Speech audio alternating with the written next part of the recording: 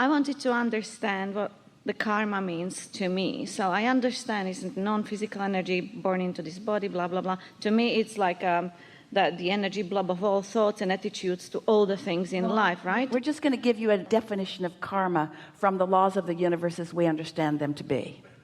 There is this vibrational basis from which you attract. Let's just call it karma. If you need to use the word, that's what it is. Are you attracting from past lifetimes? No, because you don't have a vibrational frequency about your past lifetimes. But you might have beliefs that you've picked up along this physical trail about that, and so that could be affecting your vibration. So it's not like that the same consciousness that I have now, and I die with the attitudes that I finish this life. It is some of that, but this is the distinction that you're looking for. We're explaining to you that your inner being is pure positive energy. No resistance in that vibration. And when you have what you call your death experience, you will reemerge into that pure positive energy, and you'll leave all doubt and fear and everything that you call negative emotion. You'll leave it behind, because it's only here in this physical world that it's even active in your vibration. So when you reemerge into non-physical, you're pure positive energy, and when you return, it's pure positive energy. Karma implies that you took some of that stuff with you and you're still working it out, and you've decided that you're going to be born again and work it out. What I thought that, when I die and I merge back to the pure positive energy, and I reborn into another body, into another life, is it the same energy with the same attitudes that I died with that is going to be me again, that is sort of born again? Absolutely not. You left that bad attitude with your dead body.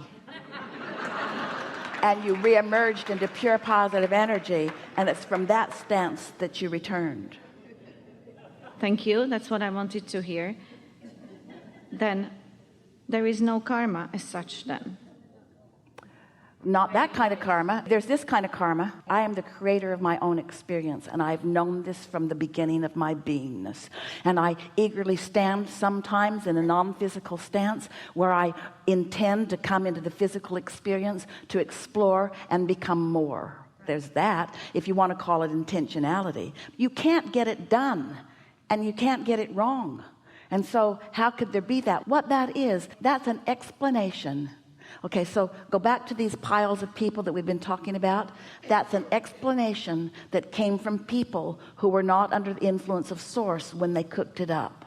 It's the same way that a lot of you feel. It's easy to understand when you want more than anything for life to go well for you, and it isn't going well. So you stand in that state of confusion. Why isn't life going better for me? And then you make stuff up to explain it. Well, I must be bad, or I must have been born under the wrong star, or I must have been really bad in a past life, or it's my mother's fault. You make up so many things. And the reason in any point in time that things aren't going well for you is because you're focused in opposition to what you want. You've got active in your vibrational frequency that the law of attraction is responding to, active vibration about what you don't want, so you're attracting what you don't want instead of what you do want. That's all that it is, you see. Let's say that there's a student in school, and this student does really well a lot of the time, but for whatever reason he's off on the wrong foot this day and not feeling good, and so he makes a choice that isn't a good choice. Then parents or teachers want to hold him to that. They want to say, and all it was just a disconnection in the moment, but they make more of it by now giving him this mark or this label or this expectation, you see. And these negative expectations, this is what we want you to hear about however it is you're approaching karma. Negative expectations are never carried on by non-physical or by your inner being.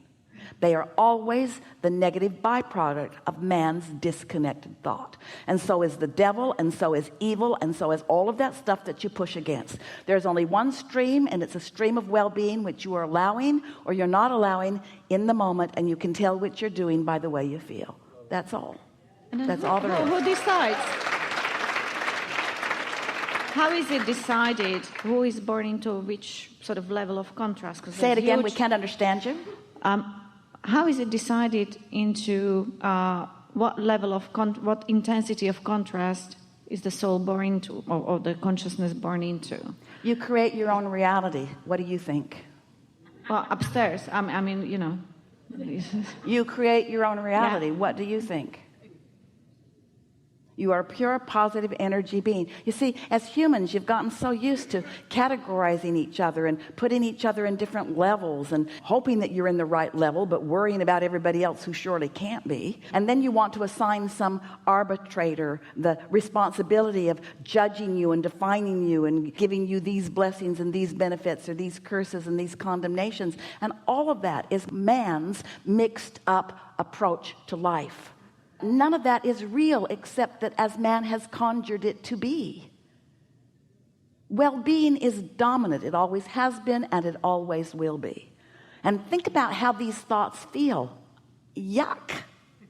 There's someone who's decided that I'm not appropriate and now I can't do anything about it because it happened to past life, and so now I just have to live out the negative ramifications of whatever I lived before that I don't remember. Who makes this stuff up? We'll tell you who makes it up. People who are unhappy while they're making it up. People who are not tuned in, tapped in, turned on. That's who's making that up. Right. Okay. All right, fine. When are you coming to Europe? What? When are you coming to do workshops around Europe? What? Europe. What? No? What are you trying to say to us? That, you know.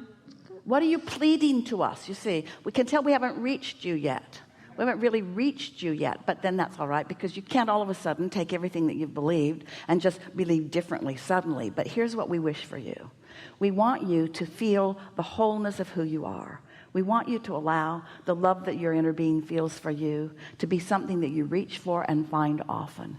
Because after a little while, as you begin deliberately calibrating yourself to the vibration of source, and the well-being is raining down around you like it always is, but you're letting more of it in, what begins to happen is you begin to feel so blessed that you know for sure by your own positive point of attraction and letting it in, that that stuff that you've been hearing about all those other things cannot possibly be true. You just feel the absolute blessedness of your own beingness and the love that source has for you, and you're returning love to that. And it's not long before you can tell right away how off that is and how on that is and how off that is and how on that is, you see. Thank you. This is a really good time for a segment of refreshment.